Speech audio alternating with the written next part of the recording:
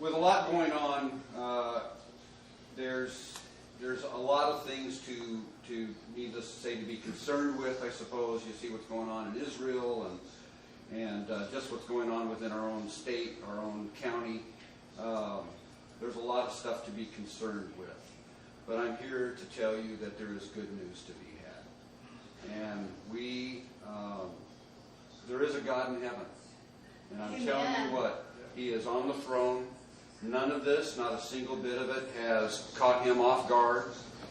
He's not up there going, man, I sure hope the Republicans pull this off. You know, there will never be a political answer to a spiritual problem. And that's what we have in general in this country right now.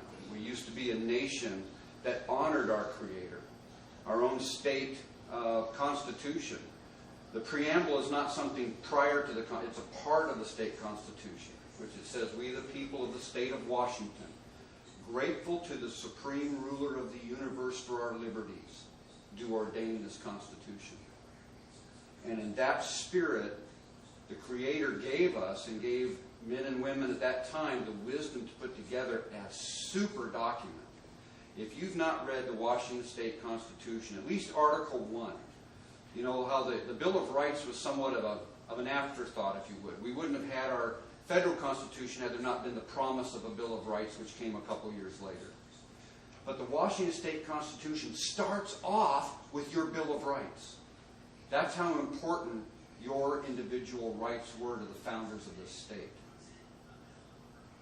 Article 1, Section 1 says, all political powers inherent in the people and governments derive their just power from the consent of the governed, and is established to, and these last 5 words are most critical, because if they're operating outside of this, they're operating outside of their legitimate role for government, here in Washington State anyway, is established to protect and maintain individual rights. Not group rights, not majority rights, not special interest rights, corporate rights, minority rights, individual rights. Because you as an individual are valuable to the Creator.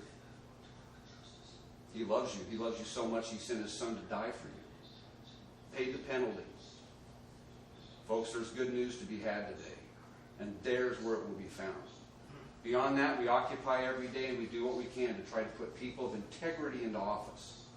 Because if we can do that, hopefully, while Al is breathing down Jesse's neck as a representative, I can finally relax. I don't want to have to babysit my legislator. But the only way I can do that is to trust them and to know there's people like Al and others that are going to be checking on me. So again, there's good news to be had tonight. And the other piece of good news is our guest tonight. Many of you will know his name. Some of you may have thought, who thought that Mia was going to be here tonight? Okay. She couldn't make it, and I hesitate to say that we got the better end of the deal. I'm sure, I haven't met Mia, I'm sure she's great, but a lot of us can relate to hearing this man's voice on some long drive home from work or back to, and feeling like, you know what, I'm not alone.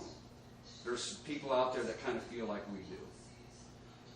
Dave Boze is the communications director for the Washington Policy Center.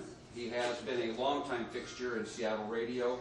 As I understand, he still fills in from time to time some radio programs.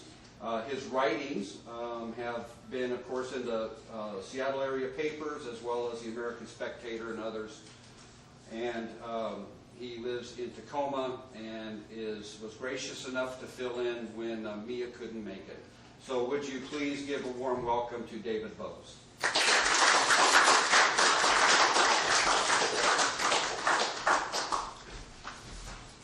you.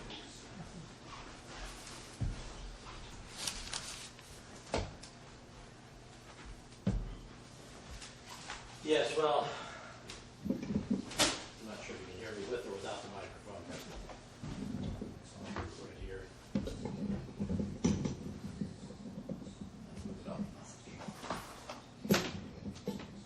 like the radio.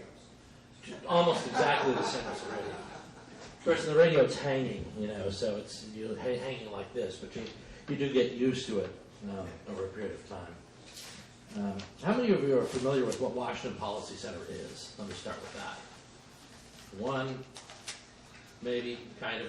Even those who raised their hand didn't look all that confident, I have to say. It could just be the time of night or what, but the Washington Policy Center is, we're a nonpartisan, free market-based think tank. And most people will then follow that up with, what do you mean a think tank? What is that? What do you mean?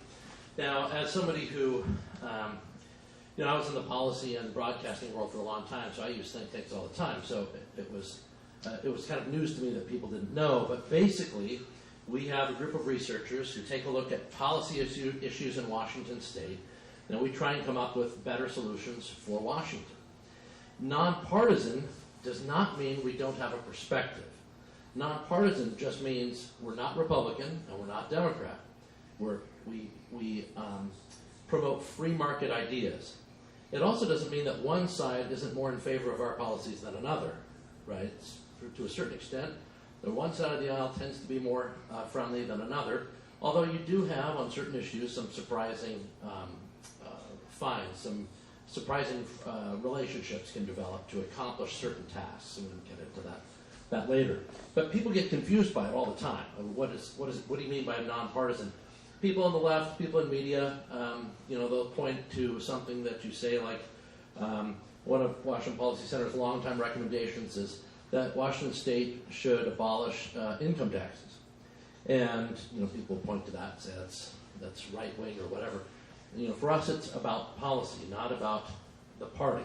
And so there are times when people get confused and think that that Washington Policy Center might exist for politics, but that's not true. Now, we hope that people take our policy recommendations and the information that we provide for them and run with it. We think it's important that people be civically engaged, and they use that information to be active, to hold other politicians accountable, to hold government accountable. And in this state, that can be very tough because you've had, when most people aren't afraid of losing, then it can be difficult for politicians to pay attention sometimes. But Washington Policy Center tries to take a look at things. For example, Governor Inslee, who's not running for re-election right now, we'll use him as an example. He brought forward a new way of thinking about government, he said, and that he was going to provide some metrics on the environment that were supposed to hold his administration accountable. He would accomplish these things, and they had a website devoted to these things.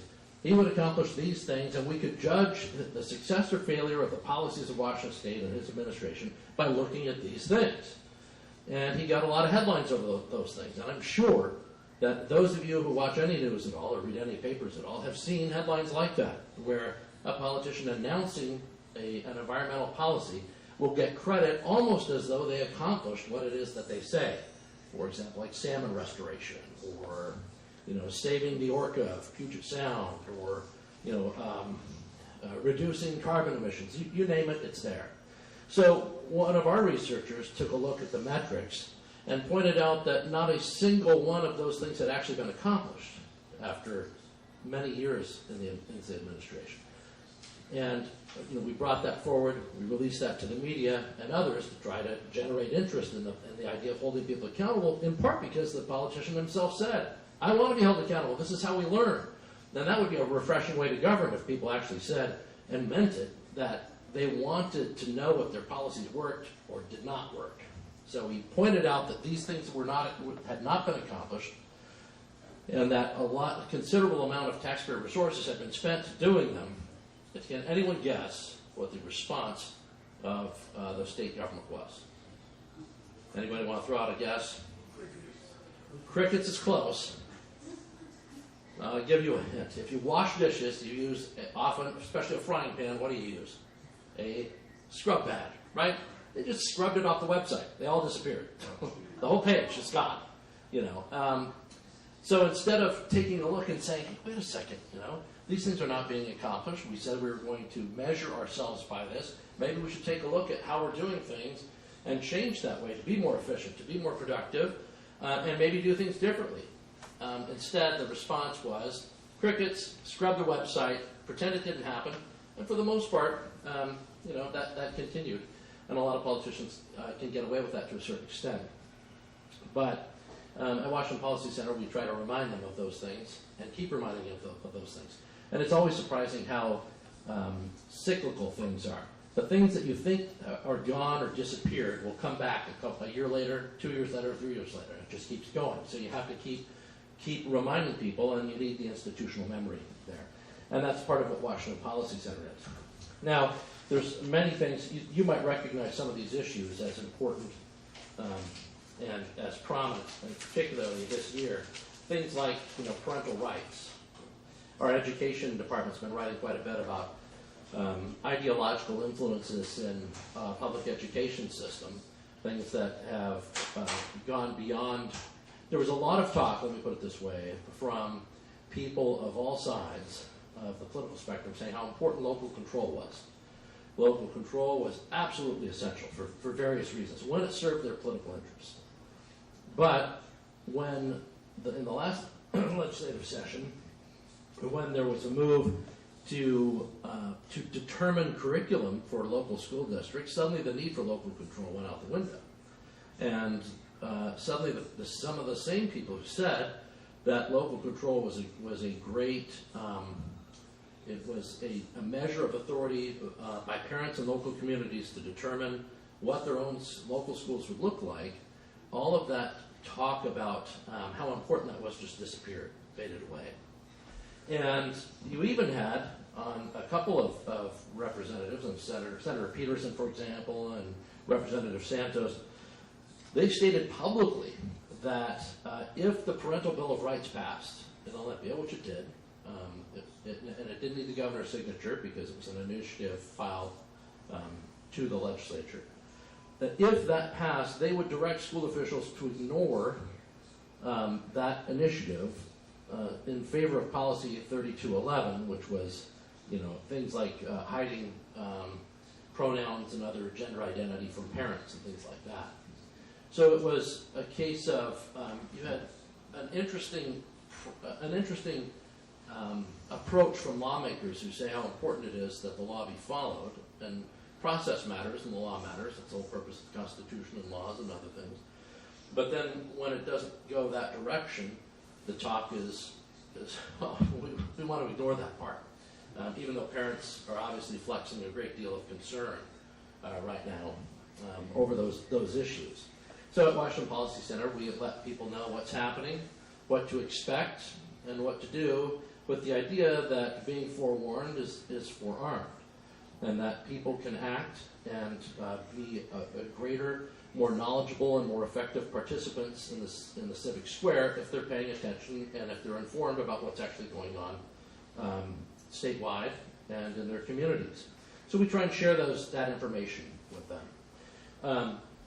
Let's see, about a year and a half ago now, time is confusing for me because I have 4 kids and they're all young and they keep me up at all hours of the night, so it all blurs together for me now. But when the carbon tax, or the Climate Commitment Act, as it's called, the CCA, was passed, it was interesting because the governor said that this energy tax would cost what? Pennies, that's right, pennies or nothing. Now, pennies is an interesting term. The implication of how he used the word pennies, this is kind of a trick of the English language, right? Pennies, if I say pennies, that means very few pennies. But technically, if you read it just on text, it could be $1 million because $1 million is pennies. But the governor said, it was going to cost nothing or pennies. It was supposed to be nothing. So, again, Washington Policy Center researcher Todd Myers took a look at this. And he did something really simple. And sometimes, simple is the key. Where he took a look at how other states apply this kind of tax, specifically California, because they kind of launched this move. And there's a formula. Every gallon of gasoline and every gallon of diesel emits the same amount of carbon. So you just take the total amount of the cost that they apply to emitting a metric ton of carbon, and then you take the fraction of whatever a gallon of gasoline or whatever the gallon of diesel is, and then there's a direct formula to calculate what amount of the overall tax on the metric ton is going to be per gallon for each of those fuels. It's a standard formula. It's basic algebraic calculation. So we took a look at the California way of doing this. And by the way, here's something interesting about California. In California, they advertised this. They didn't say to the public it didn't cost anything. They told the public, we're using this calculation, and this is how we figure out how much it's going to cost you per gallon of fuel. So there's no mystery in California. There's no denying that it was going to cost the money. So he applied this to our own projections. I shouldn't say our own, the state's own projections on what the CCA would cost per gallon of fuel. And lo and behold, you're looking at about 43 cents a gallon. And when we released that information, I thought, wow, this is going to be a big deal. I'm a communications director. I spent a lot of years in broadcasting. And I remember the last time they tried to pass a nickel a gallon gas tax. That was a big deal. I mean, I don't know how many of you remember it, but when people were saying, hey, we're going to charge an extra nickel a gallon, people were like, what are you thinking? You know, I'm struggling as it is, a nickel a gallon. And then when I saw this, I was like, are you kidding me? This is a huge amount. And remember, unlike the gas tax, this isn't going to the highway fund to improve our roads and bridges and maintenance and highway expansion. This goes to other things. In fact, it can go to many other things. And we'll get into some of where it's going in a moment. But the response was, there was one media outlet that picked up the story, and that was Q13 Fox at the time. And they ran a story on it. And to their credit, they tracked down the governor and asked him about it. And he said, this is not hogwash. Swill. This is only going to cost pennies. And there was kind of it was an interesting response from some other media folks, and I'm paraphrasing, but the general consensus seemed to be, well, the governor says it's not going to cost anything. State officials say it's not going to cost anything. So, why should we believe you, right? Now, who has a vested interest in saying it costs nothing? Of course, the political side has that interest. So it was a strange thing where I was kind of astounded at the ease at which people took the word of government officials who had a vested interest in pretending that there would be no cost to this, despite all common sense saying how many of you can think of an example where you tax something heavily and it costs less? Right? I mean, there's some basic common sense at stake here where you shouldn't have to explain everything.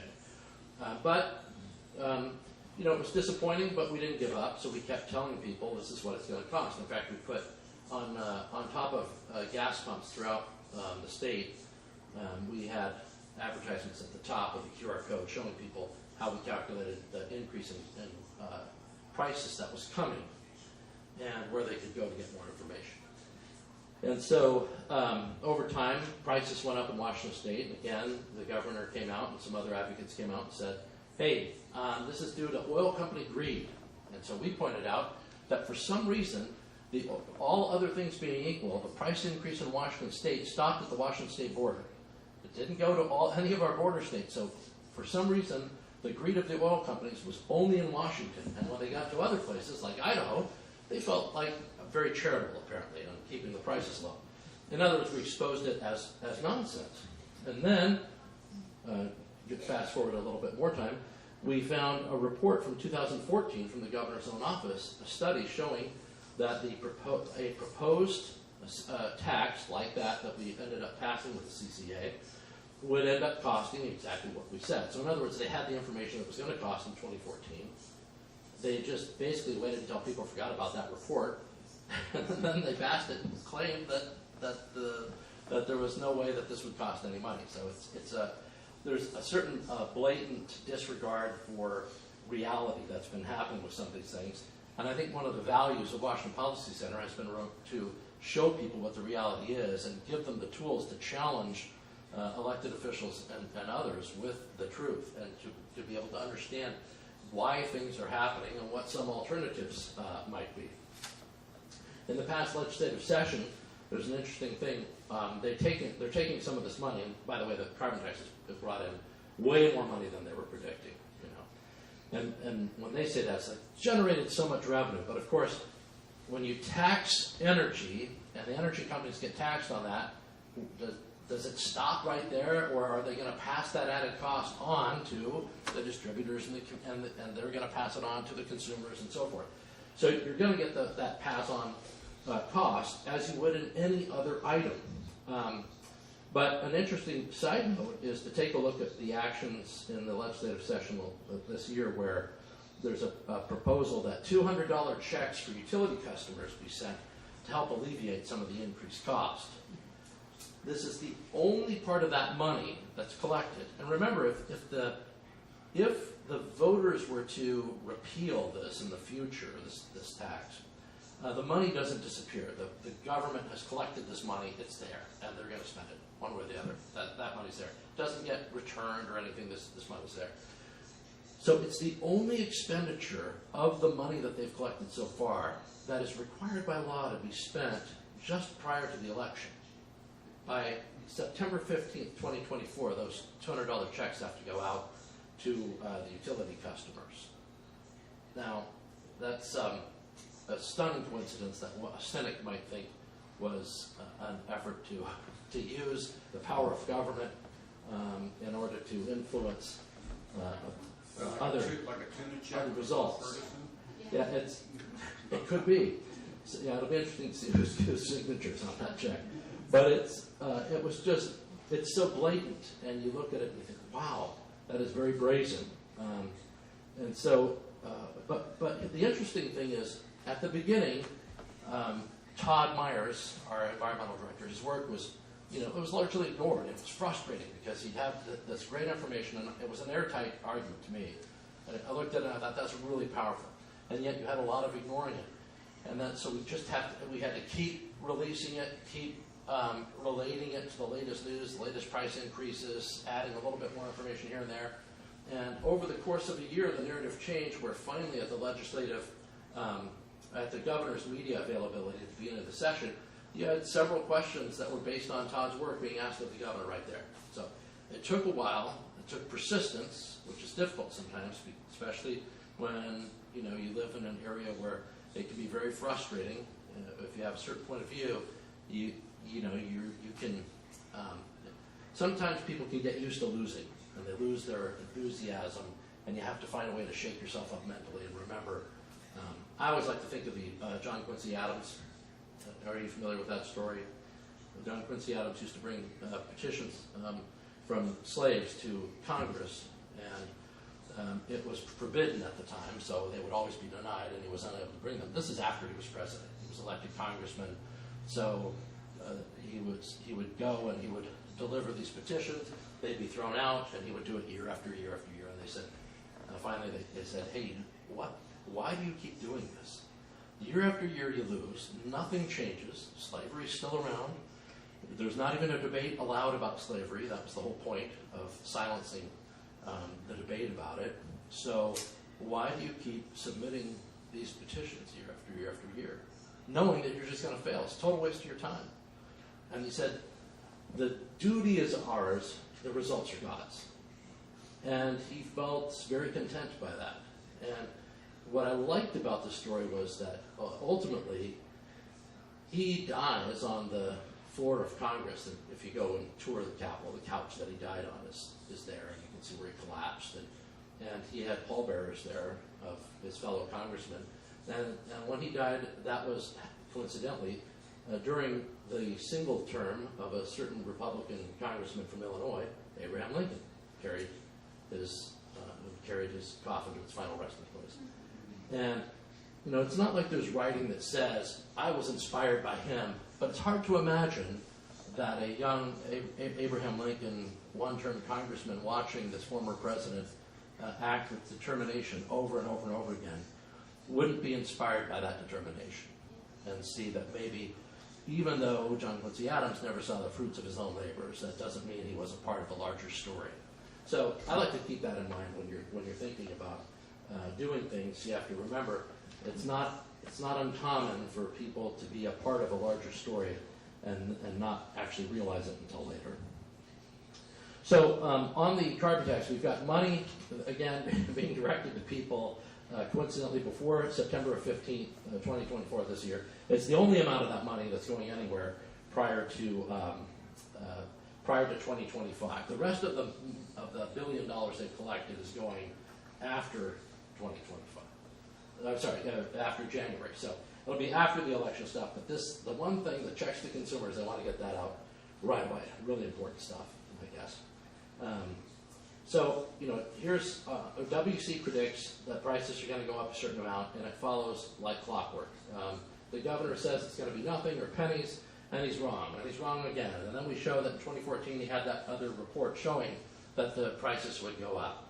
He said they had a press conference saying it was going to be oil company greed, and we pointed out that greed, limits itself to the Washington state border, so it makes no sense. There's a nonsense there. But they got the headline that they wanted. But it started, we just kept pressing to say there's something wrong with the claim here. Let's see here. In the supplementary budget that was just passed, here's a really fascinating thing to take away. When you see headlines about how important Washington State, salmon are to Washington State, very iconic, people want to see salmon restored. I'd like to see salmon restored and plentiful for future generations. I want my kids to be able to fish for salmon. I think that's great. And for Puget Sound orca, I want to, they're majestic beasts that are just incredible to see, and I want to make sure that they're around for future generations.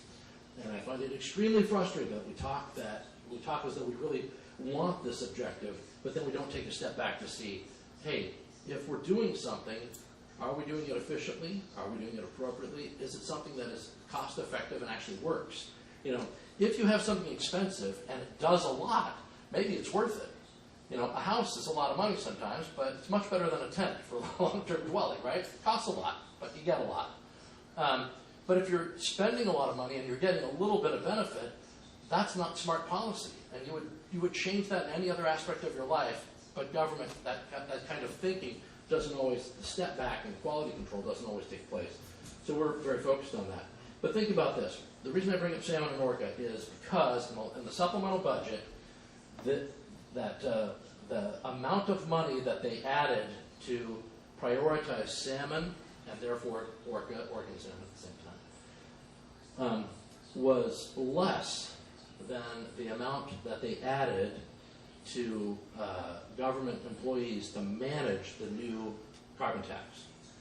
So new government officials to manage the new tax, there was more money devoted to that than there was added to the effort to take care of salmon and by extension orca. And I just found that a fascinating, kind of one sentence examination of priorities there. So another item that the Washington Policy Center has been very active on over the years is the attempt to ban income taxes. We were advocating for localities to ban income taxes on their own. In Washington State, we had a prohibition against a graduated income tax, a progressive income tax, but you could still go up to 1% and have an income tax in our state. Now, it's so wildly unpopular, even though there have been many advocates who really wanted to. They've been holding back. And they've been holding back in part because most income tax advocates really want that progressive tax. That's their dream. They don't want a 1% thing. They don't want a limitation. They want the full enchilada. They want to be able to go for the tax. So a number of localities followed WPC's recommendation and banned income taxes on their own. And now the state legislature voted in favor of this income tax ban. And for me, I worked in the legislature, 7 years ago or so, and I watched a debate. There was a constitutional amendment offered by Phil Fortunato, senator there, and I'll never forget the debate because it was late. I say it was late at night, but now I don't remember. It's like a casino. There's no clocks in there. You're there all the time. You're in the legislative session, and it felt late. And they were saying, this is a total waste of time. We shouldn't even be talking about this. Nobody wants an income tax. Nobody wants an income tax. Nobody's talking about an income tax. Nobody in Washington is ever going to have an income tax.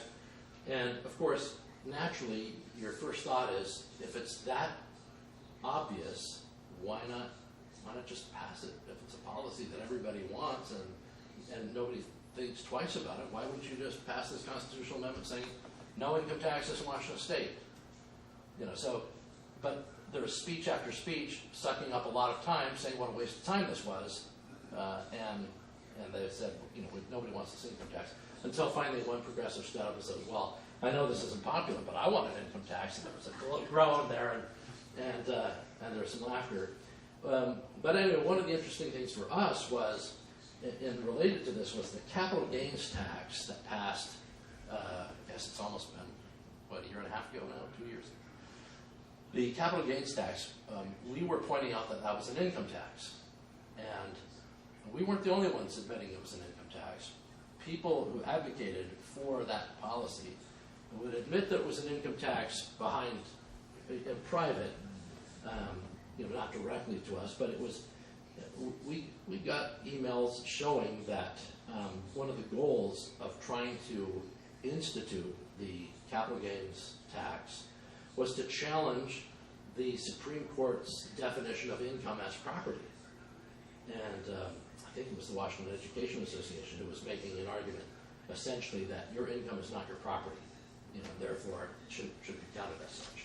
Which is an interesting point of view, because I'm sure if you were arguing on their contract and you suddenly said, well, this isn't really your property first, there would be a much different point of view expressed. But when it came to this hypothetical regarding should the state have an income tax, they were very focused on this idea. And so the capital gains income tax is another way of saying, well, if we can pass businesses, it's easier to start there and expand it later. Income taxes have this habit that basically they're like the Tribbles in Star Trek or the Gremlins movies or anything that, or dandelion seed for those of you who are gardeners. Once an income tax is there, it tends to spread and it tends to get bigger. Just like our federal income tax did not start with what everybody filed today. That started with a very narrowly targeted tax. And then it expands from there because that's where the money is, And so when it came to the capital gains tax, we uncovered emails showing that one of the goals was to show this was a tax.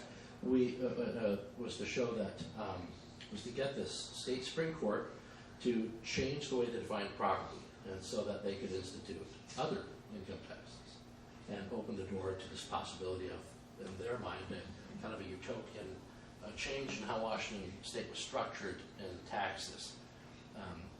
And so an interesting side item on this is we contacted, or we got a hold of a letter from the IRS that was added when they were asked, how would you classify capital gains tax?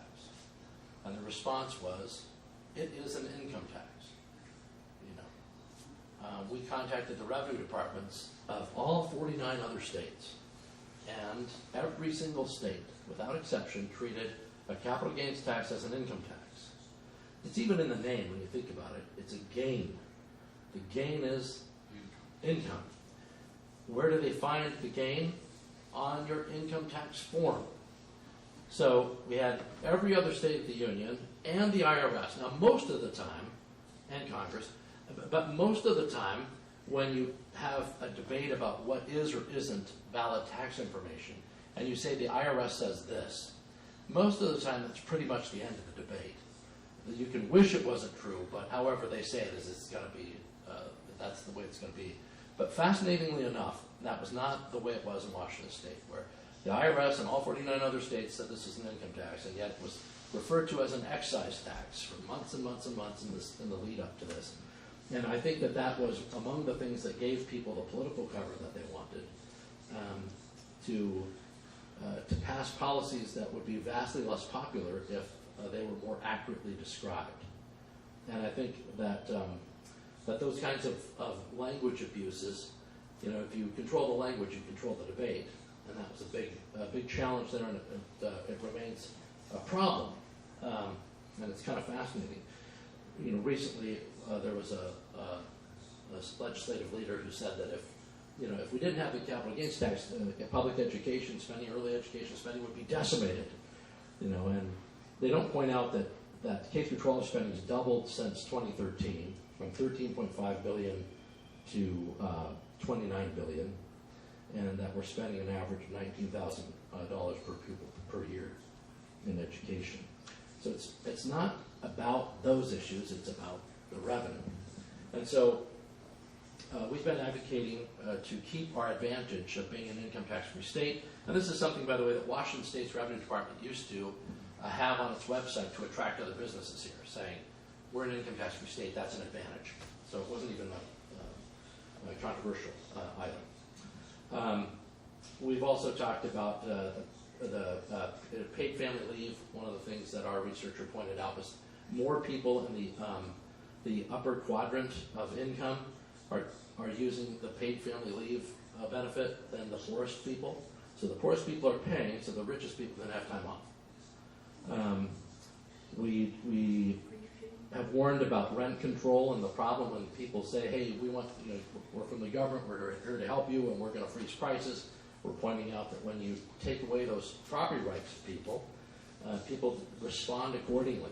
And that means, if you're unable to make your money back on your investment, you're not going to be reducing rates, and you're not going to be making more apartments available. In all likelihood, you'll be selling what otherwise might have been an apartment instead of allowing people to continue to rent. So you end up doing more harm than good. There was a ban on natural gas that we were warning about this past session, where there's estimated electricity rate increases from now until 2045 from 8 to 37% for customers in Puget Sound region. Basic gas rates could increase hundreds of percent, to about 450% or so is the estimate of the BIEW. And then we didn't even get into transportation. Our transportation director is so great. Every time he emails me, I've learned something new about the conditions of our roads and our bridges. And I've been around the block long enough in my radio career and elsewhere to remember when there was big debates about our crumbling infrastructure and how desperately we needed to take care of it, and how we needed to pay for it. And when money was available, one of the things I noted was that it didn't seem to be the priority when push came to shove. And over time, this has gotten worse and worse and worse. And in this last legislative session, almost uncovered elsewhere, you'd read about it if you subscribe to Washington Policy's newsletter. It's free. Every Friday we release the information that comes out. Some of our newsletters are really long because a lot of things are going on. Some are really short, but you learn a lot about state policy and what's happening here. And we have estimates of a $500 million increase for the State Route 520 project, $4 billion increase for the culvert replacement, hundreds of millions of dollars increases in the ferry system and delays because the ferry system they're trying to move it to an electric ferry system, and that there's many side reasons why that's a poor policy for streamlining effective service quickly. Highway and bridge preservation and maintenance. The estimate now was, I think, just a little while ago, the estimate was about $350 million per year, where we're underfunding that maintenance and preservation, and now it's estimated $1 billion short every year. And that was, the amount of money for each of these projects with a prediction of increased costs just skyrocketed everywhere. And so you have this huge problem in transportation and very little realistic looks at how to solve those challenges and problems and what they're going to mean to the people that the state is supposed to serve. So I think our research director, Charles Prestrude, does a great job saying it's not a one solution thing, it's a multitudes of solutions and different approaches. But right now we live in a state of, there's the state, for example, is supposed to put out a transportation plan to give legislators tools to prioritize projects. Well, they hadn't done it in years and years and years, and then they finally did one, and then they didn't have one with specificity to provide the information that any legislator could actually use. Their focus is on other social agenda items that don't actually solve the transportation needs, or they're in denial about changes in transportation habits, for example, where we just live in an era where home commuting and other things have radically changed how people use commuting hours, and the predictions of ridership on some extremely expensive projects that are using up a lot of transportation dollars are unlikely to ever come to pass, ever, not just soon, but the delays are marked and amazing. So what I'd like to do is what I've tried to do is present some of the value of Washington Policy Center. I think we provide a lot of great information to people. We also provide, every 3 years we have a policy guide. It's like a 300-page book that people can utilize. Legislators, media, citizen activists, and others can turn to it. You don't have to agree with what we say on everything, of course. Nobody has to. But what we try to do is provide a guide for each different area of policy that we focus on, so that people can read about how the government works and what we think they should do about it. Or what some of the challenges are to how we operate in Washington State, and what we think would make a better approach. And so we have these books that go out every 3 years. We just updated that book. It's available free. All our work is free online because we depend on donations from people like you, people across the state, businesses, business owners, individuals, and foundations that want to support Washington Policy Center. We have an annual dinner in October and events throughout the year, smaller events throughout the year, and then we have these big annual dinners where people go in Bellevue and Spokane.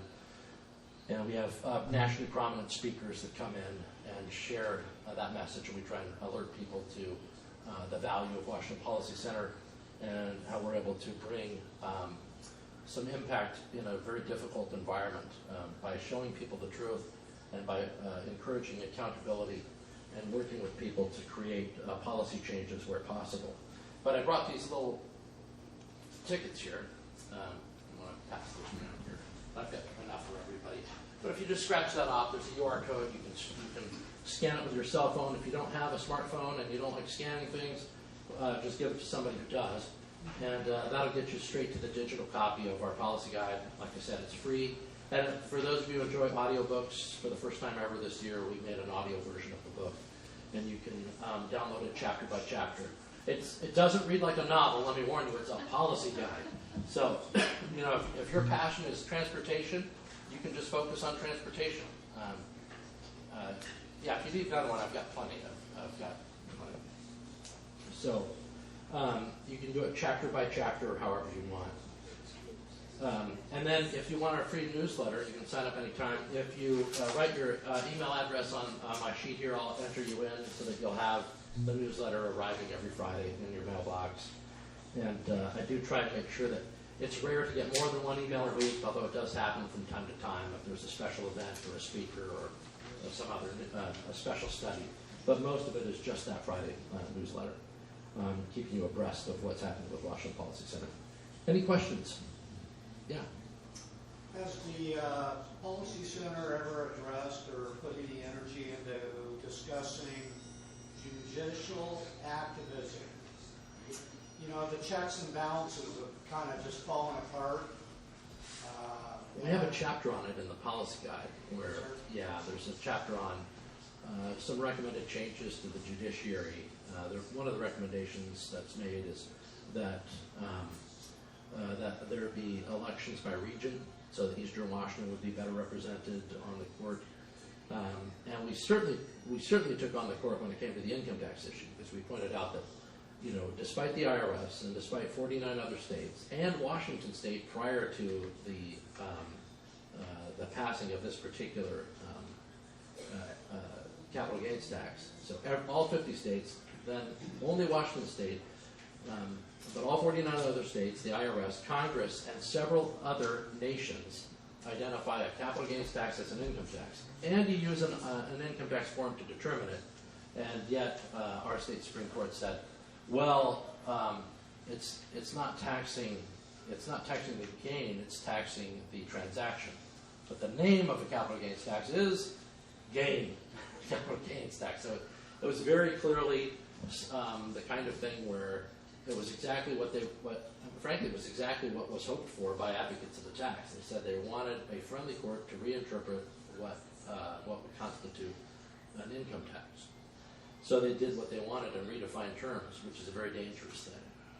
Yes. Yeah. Okay, so we were at a meeting with Harryhausen and Johansson and Nance a few days ago, and they said they had to write a bill to ban natural gas because PSC needed it for their carbon.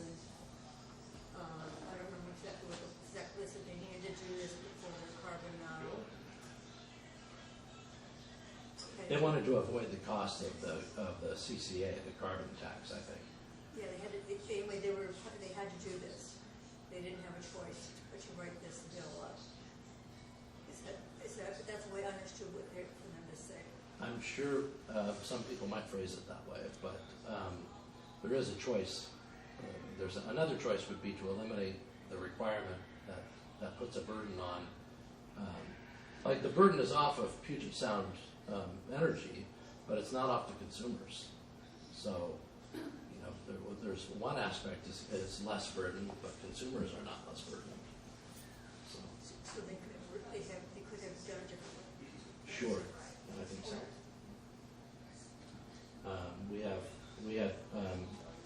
We testified to the effect of some of the problems with that bill, I believe. And Todd Myers has written about it. So if you go to WashingtonPolicy.org and you go to the Environment tab and scroll down, you can read what Todd has written about that particular bill, about it. And actually, if you were a member of Washington Policy Center, we have an op-ed on it in the upcoming issue of Viewpoint. It hasn't been mailed yet, so you could still be on that list. Anybody else?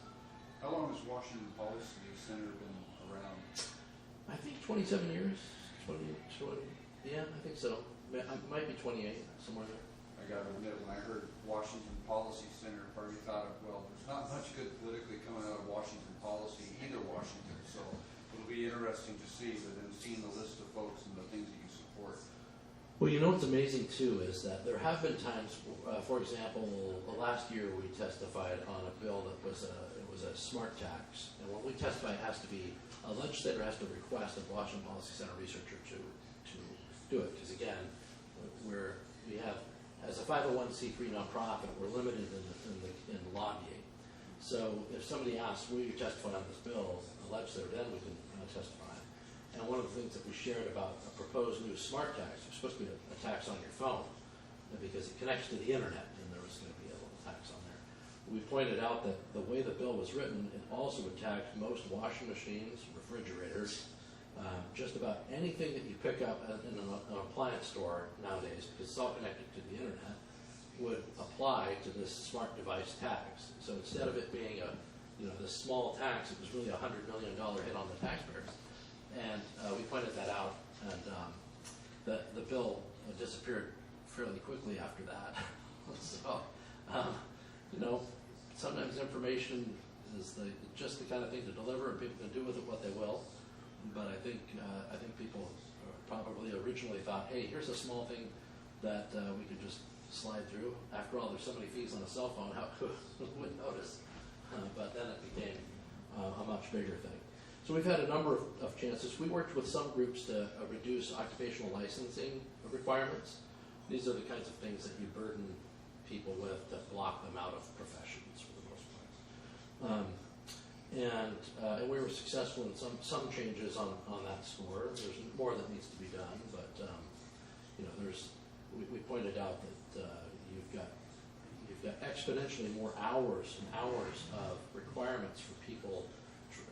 Even if people were doing something like hairstyling, for example, if they're in another state, they're doing hairstyling, they come to Washington State, they have to spend 1,000 hours learning and being trained in all the various details of Washington State.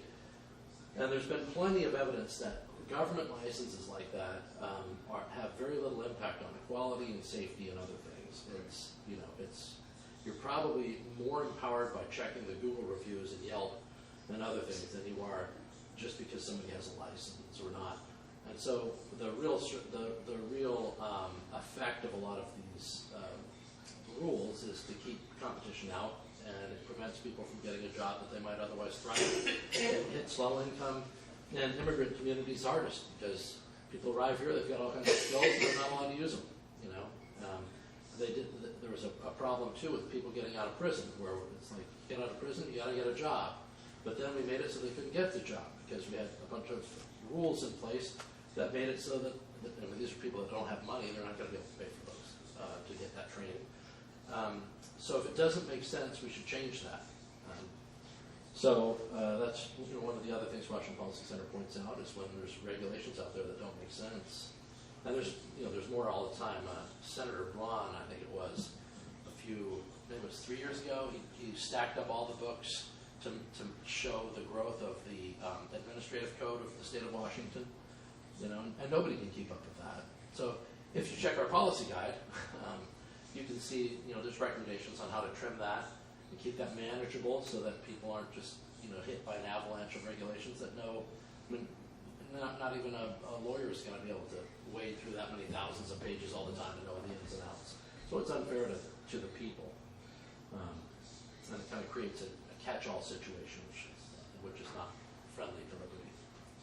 A number of years ago, one of the finest gunsmiths in the nation was up here out of Paulsbo. And I offered to sweep his floors 3 days a week if I could just look over his shoulder. And he told me that he couldn't allow that because of state regulations. Interesting. Even though I would work for him for free just to learn from this man. Yeah. And he said it was state regulation wouldn't allow for it. Well, I can see that. I've seen other regulations prohibiting productive work without a code, and they would qualify as productive if somebody wanted to go after him. And in this state, I certainly wouldn't bet against it as a gunsmith. They seem to put the fear in a lot of people. When I ran for office, talking to folks about what they would like to do in life, well, my wife included, I'd love to open a restaurant. Well, why don't you? Well, because of all the regulations I'd have to do. Yeah, I have some friends that own a restaurant, and I'm sure during the COVID shutdowns, there was plenty of restaurants and other businesses that were just dying, and then there was different treatments of different restaurants, which was also unfair. So in some cases, competitors would get bailout money, and others wouldn't, and so it left a lot of people really struggling, left a lot of businesses closed. I mean, to me, when you take a look and see businesses like a drive-in movie theater in Oak Harbor near collapse because they make all their money in a few months of the summer, right? I mean, or the water park in Chelan, and you have government going gangbusters after them instead of asking the question, hey, even if you accept all of the other concern at face value, instead of approaching that and saying, taking a step back and saying, you know what, how can we help this? Because it makes no sense to shut down an outdoor business like that. Instead of taking that attitude, it was how do we force them to obey us? So it wasn't how does government serve the people? That wasn't the primary question. The primary question was how do the people obey government? And I think that was a disturbing trend and attitude that is reflected by our lack of emergency power reform in our state. The governor gets to decide when an emergency exists and how long it exists. And in previous eras, I think legislators of both parties would have said the legislature has a role here and a public process role that should be guarded. Even if they agree with everything the governor did, they would say, hey, the legislature needs to be a part of this. That is, after all, our system of government. But for whatever reason, the current legislative makeup has not been concerned about having their own legislative authority. And I'm not insulting, there's a lot of people that were concerned, but the majority were not concerned about having that legislative authority taken and held by the governor for, 970 some odd days? We had a countdown on our website for that, but there's no reason for that period of time. Mitch Daniels, the former governor of Indiana, was a president of Purdue College over the last few years. Coincidentally, or not coincidentally, those were the years where Purdue's tuition did not go up. I don't know if you have read about that at all, but when he took over, all these skyrocketing increases in tuition rates stopped, and it didn't raise for the duration of his term. But he came and spoke at a Washington Policy Center annual dinner several years back, and I'll never forget it because I was a broadcaster at the time when I went to watch him speak, and he said one of his goals was to make licensing more efficient. So he toured, when he became governor, he toured and asked people, what do you do? How do you, he went to a permit office. Said, what's your objective? And they said, well, we catch people that are breaking permit laws. And we make sure that we find them. And he said, no, your job is to help people build things and do it safely. So I want you to change the mental attitude from trying to catch people and finding them to trying to help them do what they need to do and find a safe way to do it. What a concept. Yeah, and it was a pretty dramatic cultural shift, and he talked about how it sped up the time where people could get permits. It was people were much more satisfied going to the permit office and having better relationships and other things. But there can be an ingrained mentality built in, and you can see how it would be easy. It would be easy to adopt that mentality. I'm not saying it's those people's fault necessarily, but again, it requires somebody to step back and do some self-reflection and think about what's the primary purpose of government and at what level of government. With elected offices, I would imagine, say Jesse Young or one of the legislators, it's not something you've done research on. Can they contact Washington Policy Center and say, hey, I need some information on? Yeah, legislators contact us all the time, including we've talked to Jesse Young many times when he was a legislator, and by the way, people in the media contact us. Citizens have. It doesn't mean we can always. I mean, there are some people who will say, "Hey, I need this researched," and if it's not on our work plan, it's not necessarily going to happen because we can't do everything. But we try and help people go down the right path. Or sometimes people ask a question like, how can I find this information out? And our people have been around the block, so we share that information with them. Legislators ask about our work all the time. We send it to them directly. We email it out to them. Democrats and Republicans get our policy briefs and policy notes and legislative memos and all this kind of thing to make sure that they're informed. That doesn't mean all of them actually read it, and that doesn't mean all of them like it, but they get it, and we invite them. So even if we disagree on every other issue, if there's something that we can agree on, we'll try and work with whoever it is on whatever that specific issue might be. So, any other questions? Yeah. Do you know? I don't know if you know anything about this, but because they're shutting down small farms. I was wondering what county that is basically charging them $10,000 a day if they use water to irrigate their crops. 70-acre potato farms. That sounds like there's that big water controversy in the Skagit northward. I know that our agriculture director has been following that. I couldn't speak about it with any real intelligence other than I have family up there and it ticks people off.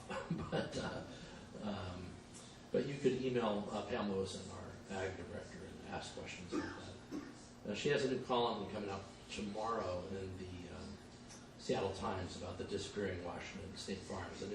A new ag census is out I forget how often it is, but the census of agriculture comes out and they collect new data, and it shows that in the past 5 years, more farms have disappeared in Washington State in the last 5 years than disappeared in the previous 10. And it seems to have accelerated really quickly when we got rid of the agricultural overtime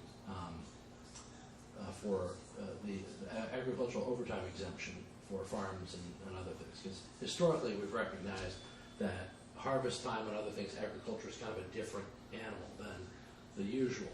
And then we decided for whatever reason that we weren't going to do that anymore. There seems to be an assumption that agriculture is an exploitive industry. And we've written against that mindset many times, but it's having a real painful impact on a lot of farms in Washington State. And so she's written a good piece about that. It should appear tomorrow on the Times, and continues to try to work with people to educate them about why ag, does not operate the same as other places. Oftentimes people think, for example, if your costs go up in the middle of the year, why not just raise prices? Well, mostly because they've already sold their commodities at a fixed rate before the year ever started, so it's just not going to happen. And they have to eat those costs, and it can really harm people. So it's a challenge. And then, we had the attitude against farmers was really clear. In a recent legislative session, not the last one, but in a recent legislative session, there was one lawmaker that they proposed a bill that kind of started with the assumption that agricultural farms and ranches were sites of human trafficking for labor. The assumption was that the exploitation was that bad that the they wanted them to prove that they weren't criminals.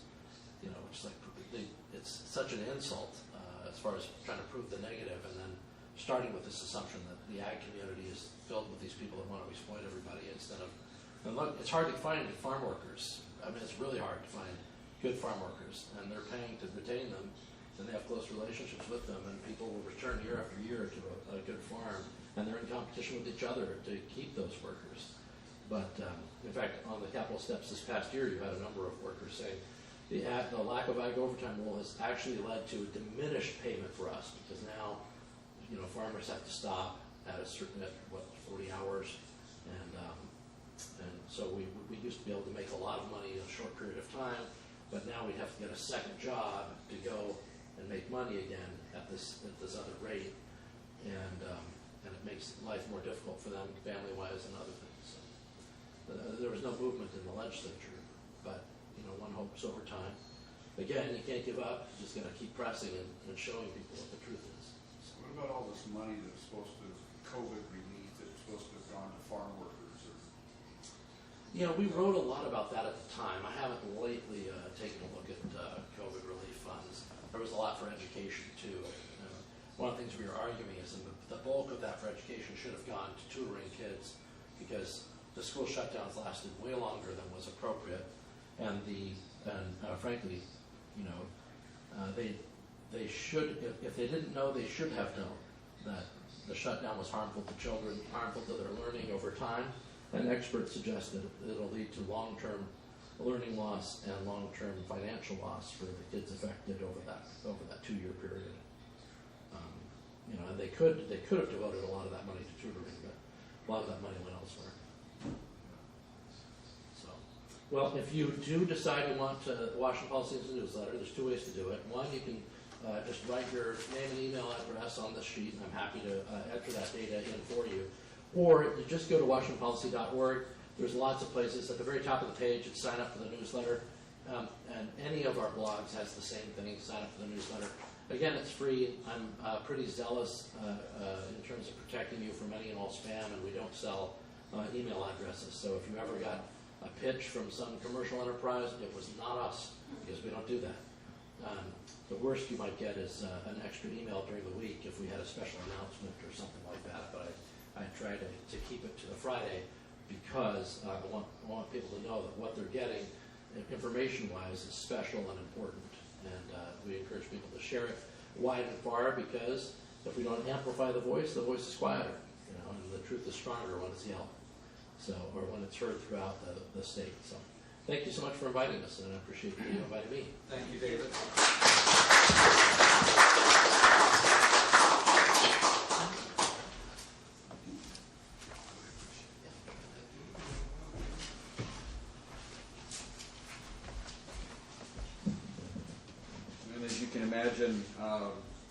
I imagine several of you will go home and get on that list right away.